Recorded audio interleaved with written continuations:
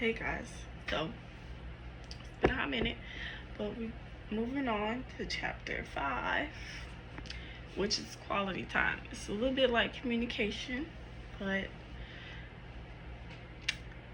it's a little bit more physical for me. So we're just gonna go ahead and get right into it. So, quality time. Making time for God is a must. I know a lot of us have jobs in school that requires a majority of our attention. People also need a majority of sleep. Just 10 minutes out of your day can be enough. Take some time out to pray to God about your day, your stress, and even the things that highlight your day. Invite Him into your day and ask that He do many signs and wonders to show that He's there. So that's something like, every morning before I leave for work, me and my boyfriend likes to pray. And like something that I say often is just like, I just pray that you be with us and show yourself and let us know, help us be able to know that it's you. Yeah, that was just a prayer that I've been making. And like sometimes the day would just be real smooth, a great day, or I don't know, I just be feeling good that day. Okay, so I think it's a good prayer for the morning time. You don't have to just kind of work it. You can just wake up and pray and whatever. Move. I don't think anything major like a random tornado would show up or he found $1 million. What he would do is something simple yet meaningful. Although I will say God is unpredictable and just might do something really magical for you. I just don't want anyone to overlook the small things. Maybe you came across an old friend that day. What? No, my computer just turning off. Anyways, where was I at? Maybe you came across an old friend that day. There could be a poster on the wall that says, I love you. You know what? I'm gonna wait till I finish this paragraph. Then I'm gonna explain it. Maybe even your boss or manager is nicer that day, so be open to it. You never know what he could do for you or what he will have you do for someone else.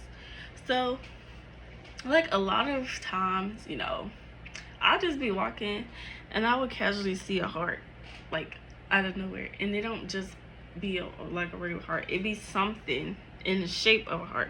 So I like to myself, is that this is my dad saying hey from another side, or just God just saying he love me when I. So like I would see a leaf on the ground in the shape of a heart, or a stain on the wall that's the shape of a heart. Hold up, my bad, had to cough. But anyways, I would just see a random heart, and I was like, oh, I love you too. I always say it. And it honestly be making my day, Just make me feel like, hey, I'm not alone and he's just telling me he with me. And of course, obviously, he can end up telling you, hey, do this for this person, buy this person's groceries, send this person some money. Someone's gonna text you today and be like, they need something, and I need you to be generous today. Or, you helping someone put groceries in their car, an older lady or older man just needing help picking some up, or someone can reach some off the top shelf that you can reach. Just simple things like that. It don't have to be nothing major or money wise, of course, but just things like that you can do for other people. As for me, I'm not so busy. Mind you, I was literally 7, 16, 15. I was definitely not busy. But now, that's different. So, this don't apply to me like it used to. Even though I do still got plenty of time, but I'm a little bit more busy. I always wanted to work from home, and I believe God is showing me how capable I am of it. Although I am lacking discipline when it comes to my work, I do try to show up most times. Right. That work I was talking about is writing. That's what I was doing. So, I guess. But then I took a major break. Like, I've been writing this book for years, literally. Just because, writer's block and just ain't been feeling good or up to it, distractions, things like that. But I honestly feel like it happened for a reason, because obviously, like, I was too young to even attempt to publish my own book, and I really didn't know how to do stuff My grammar wasn't as good as it is now, and I just needed a little bit more experience. So, it was a project that was gonna grow with me and whatnot. So, and I'm not working from home right now, but I just know one day I will, and I'm gonna be so happy because I do not like when I work. I don't like having to do that. It's just not for me. I am good at it, good at my job, but I don't like it. All right. Because I have so much free time, it's easier for me to be with God. Sadly, I don't always choose to put Him before all my worldly things I do in my day to day, like scrolling on social media for hours and telling God I'll be with Him in a sec. Y'all, I don't be on none of that no more. I don't be on no Snapchat, no Instagram, no Facebook. I don't do that. All you get from me is YouTube. So I don't really do that. Obviously, I still be swiping on them YouTube shorts and stuff. So it doesn't not apply to me, but I don't be on like a lot of social media and just seeing a bunch of crazy worldly stuff, all the time. It's a little different now, and I've came to realize that it was bad for my brain and my productivity was lower when I found myself scrolling on TikTok and all that stuff. It just was frying my brain, honestly. So I got off of it, and I was thinking about getting back on it just so I can put content on it, but I'm like, there's so many other platforms just like it. I don't need that, because it's specifically TikTok that was just frying me up, like for real. It was just frying me. I felt my brain smoking every time I was just doom scrolling. So we just went ahead and cut that out, seriously. But yeah, don't do that much no more. Like, I was gonna pick up where I left off. My bad. Anyways, I had to realize how messed up I've been and have been trying a lot harder lately, trying to act on my promises. One of my most effective ways to spend quality time with him is clearing my whole day for him, putting my phone down, keeping my TV off, and fasting. I always make sure to rest between reading sessions. When I do these things, it makes it easier to hear him. Honestly, those days are when I'm convicted the most, and that's okay. I know he wants the best for me, and I will keep trying and applying. Man, I don't do it as much as I used to. I should, I used to reserve a whole one day out of the month, which is the 19th of every month, and just make the day about him. Just put everything down and just read my Bible or just do nothing. Being still, being bored, and just keeping my mind on him. And he talks to me. He makes sure I'm straight. And honestly, I don't ever be that bored. I do think I do be reading books, but all the other stuff that like keeps me distracted throughout the day, I just don't do it. And it's like a real big refresher. It was one of the things that helped me to be able to not be addicted to my phone like I used to be. And I can't pretend like I'm just not anymore, because like obviously it's always with me, We're mainly when I'm at home, I don't really be on it that much like I used to when I had nothing to do with my life but sit in my room all day. But now that I'm like older and stuff, I gotta find other stuff to do, I can't just sit down on my phone all day. Then my brain just starts rotting. Y'all, I did have my cats in here. Well, I didn't want them in here, and he was getting on my nerves, so maybe at the end of the video I'll show them to you, even though you may have already seen them. But I'll show the bad one. I'm sure once I open my door, they might run up in here. But at the end of the video, I'm going to show you them. Not that you cared or wanted to see in the first place. Moving on. NIV Hebrews 4:12-13. For the word of God is alive and active, sharper than any double-edged sword. It penetrates even to dividing soul and spirit, joints and marrow. It judges the thoughts and attitudes of the heart. Nothing in all creation is hidden from God's sight. Everything is uncovered and laid bare before the eyes of whom we must give account. One thing about me is I love God, period. But one thing he tells me is I have to show my love through my actions rather than my words and feelings. I'm sure he knows multiple times in the Bible it says to love with action. This can be done by loving others, doing kind acts, not for attention, but for the love of others. Make someone feel loved today. Allow God to shine through you. He'll be very pleased. Don't force anything. Let it come naturally. Okay, so I'm gonna give, well, what is considered a testimony, but you know. So sometimes when I'm in the car with my boyfriend, like we just be driving, and then I'll see someone homeless, and like I don't know. Sometimes I would like roll my window down, find something that I had, like sometimes at work I don't eat my lunch, and I'll be like, oh, I got this, and then I'll give it to them if I can, But sometimes I'll be shy, and that little social anxiety gets to me a little bit, and I'm like, no, I don't do it. You do it.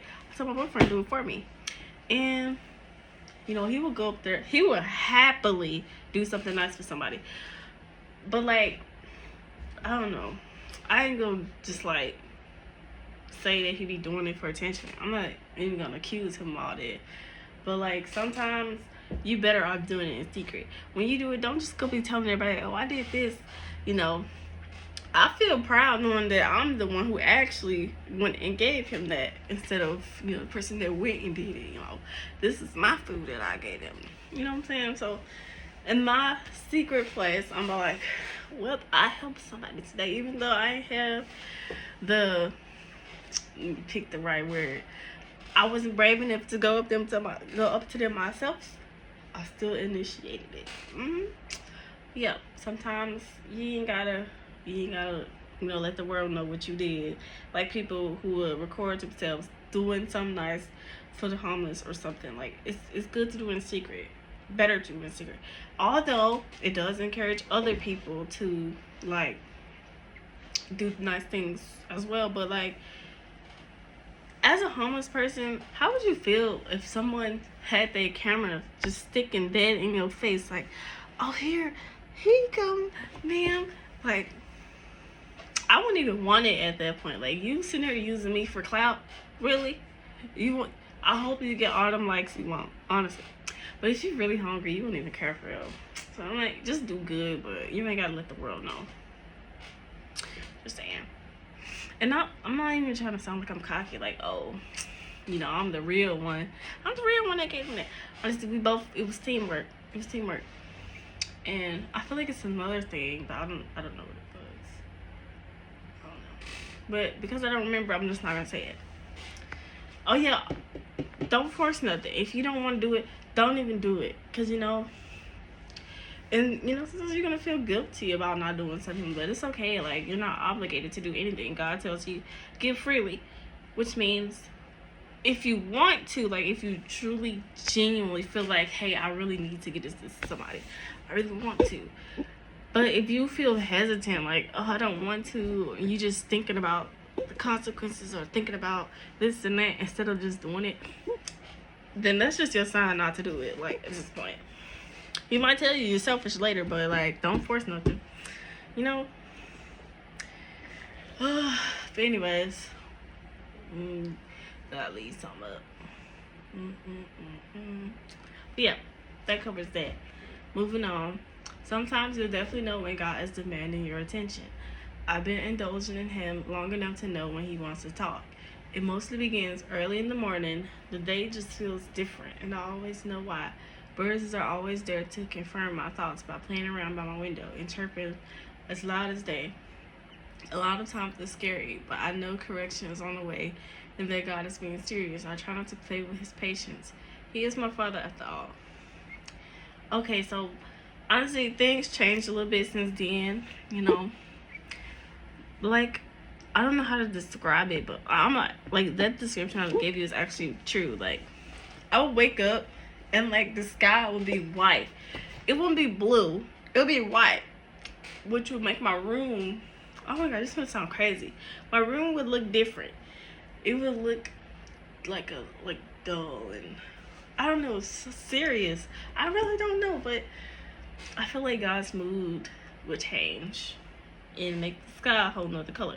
It was white. It was not blue. A white sky. No clouds visible.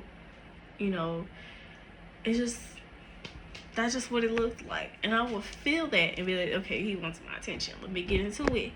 And if I don't do that, the birds at the window gonna be going crazy. Like, sometimes I'm pretty sure a bird was pecking my window at some point. But, at the time I was scared of everything. I was scared and I didn't even look at the window.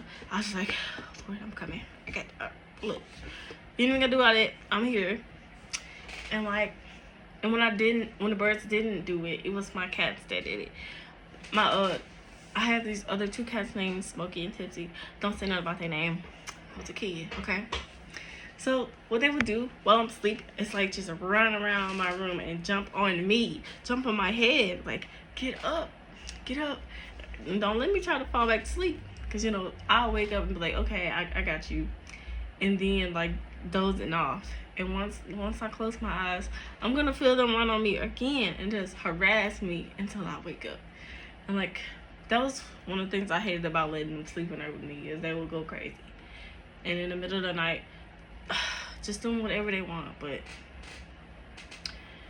yeah, they was there when the birds wasn't, and I preferred the birds than them. We're just gonna say that. Moving on. What I can tell you is that you should try doing things your own way when it comes to quality time. When I first heard of going on a date with God, I was scared. I wanted to know how, and I watched videos of other people doing it. I kept worrying about how to do it right, and my faith was far from strong at the time in my life. I ended up going outside in the cold and reading my Bible on a blanket in the grass. I felt like I was being silly. I asked God for signs, and a flock of birds flew past me. I still didn't believe He really showed up. Then the gust of wind hit me. I still didn't. I decided just to let go and treat it as a normal day and simply read my Bible. That ended up being my go-to. I'm sorry if I'm smacking my lips so much. I noticed I'll be doing it, but we're gonna stay on topic. Instead of going on picnics and going to restaurants, I cleared my schedule and spent the entire day reading my Bible between naps. Yeah, I also slip in some game time on my phone, and I'll even spend time with my brothers. I want to believe it's Him drawing us closer. For some reason, I almost always end up spending time with my brothers, and on the days I commit to the Lord. That is true. Sometimes when I want to, be there for God and just dedicate my day to Him, I would just get a real strong urge to just hang out with my brothers. Because at the time, I was definitely not hanging out with them. I couldn't stand them. They were so mean to me, man. But it was an awkward stage in life where, them teenage girls, they start getting mad at the whole world. I guess that was me. There I go again, smacking my lips. I guess that was me. And I just couldn't stand nobody other than myself. So sometimes I'll be like, I feel like tolerating them today. Yeah. And then they would come to me, or they would come to me and be like, hey, you want to play this? You want to do this? I'm like, yeah, okay. And then we hang out. And it was, stop smacking your lips, bruh. That's just what would happen. I don't know. I guess, that was him saying, hey, hang out with them too. Don't neglect your family. I guess I need to still do that. I live like 6 hours away from them now, so I guess I, shouldn't took those little moments for granted. Yeah. As I said, one way to prove your love to the Lord is through your action. Make someone feel loved today. Do it out of the kindness of your heart. After spending so much time with Him, I am no longer afraid to invite Him to my moments. I invited Him to a game of Mancala. I don't even know if I said that right. It may sound ridiculous, but there is no way I lost that many times to nothing. I had the dice in the game. You know what? I'm not even gonna read that. I'm gonna just tell you what happened. So, it's this game called Mancala. I think that's how you say it. But it's like a marble game. And then this little block of wood. So, this is just how my mama taught me. I don't know if it's really the right way to play it. But you pick a pile of marbles, and then you put marbles down on each little hole right there until you ain't got none no more. And like whoever runs out of marbles, like win, I think. No, wait, I don't know. Whoever run out of marbles, win. No, it's not. Okay, so basically, you keep going around until there's no more marbles left, and whoever has the most marbles win. Basically, and it's all strategy. You have to pick a good pile because it's a certain amount of marbles in. Not a certain amount. There's going to be a certain amount of marbles in each pile. So you pick the one. You strategically pick a pile, and then put my cat's at the door and put them down and whatever. So I think there's like six slots or something. I could be wrong. Don't quote me. It's about 6, and like basically, you're basically picking a number 1 through 6. So I had a little dice, and I was like, God, this is your dice. Whatever this lands on is the number that you pick. That'll be the pile that I pick up for you. And I rolled the dice, and then he picked pile 3, and I picked pile 3 up, and I put the dice in. And I'm telling you, I lost every single time I played that game with him. Literally. And I'm not, like, are you telling me I lost to my imagination? I would rather, whatever. We ain't even gonna get into it. I'm not even gonna explain nothing. But that's just what happened. That's what happened. It was fun, but it was very painful. I don't know if y'all, I hope somebody know where my collar is, because to any young ears that never played that, they're gonna think I'm crazy, like, for real. But hey, you do whatever you want to do. This is just what I did. You ain't gonna do what I do. Anyways, after all, he did say he chooses the lots whenever it's drawn in the Bible. I pretty much ran with the idea, and did. I took it and ran with it. Faith and confidence is key in this relationship. Faith does not grow overnight, so allow yourself some time. Spend time in a way that helps you believe, where you wouldn't have to overthink anything. Just be yourself. God will love you no matter what. Only take delight in Him. He knows your heart. I only ask that you try. If you have too much of a hard time, let it come naturally. So that's the thing. A lot of people are gonna be embarrassed to be silly a little bit, but that's what I was doing.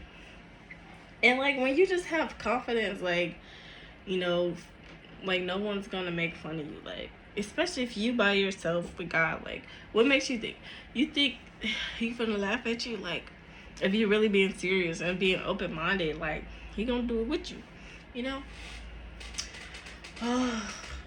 You know, at the time, I was just being a little spontaneous, being creative, because I had nothing to do with my time.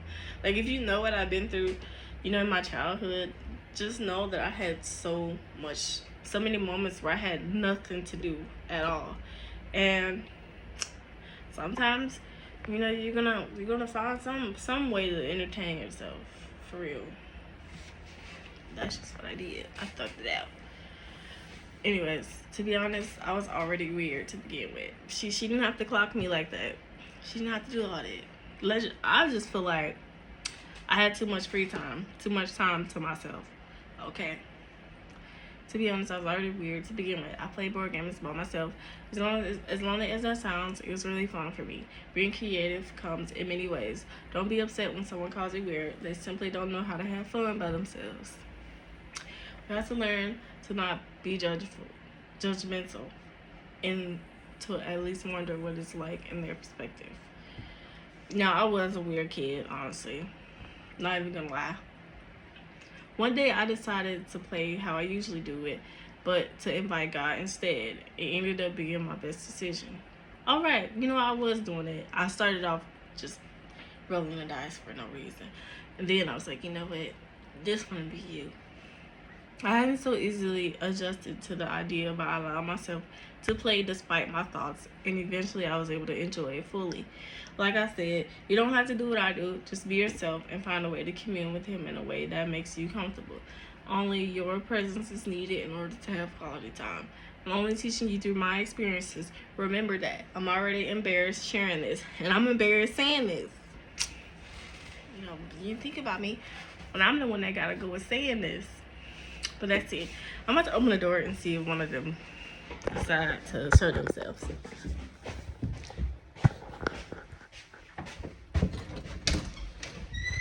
Wow, you really waited at the stairs for me.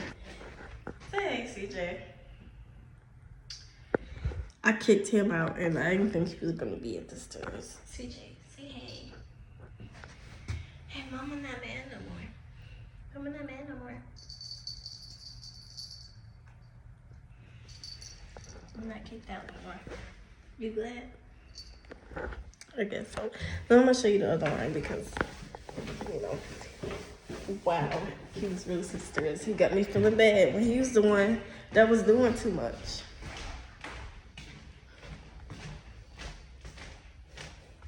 Hey, Callie. This is my firstborn. Callie, say hey. Wow, here comes CJ.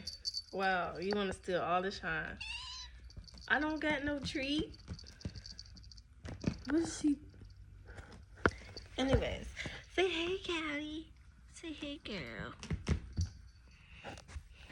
Yeah, these two little brats that be making all the noise. But that was really it. I'm about to probably just go ahead and move on to the next chapter in the next video. So this video won't be too long. CJ, move. I don't have nothing.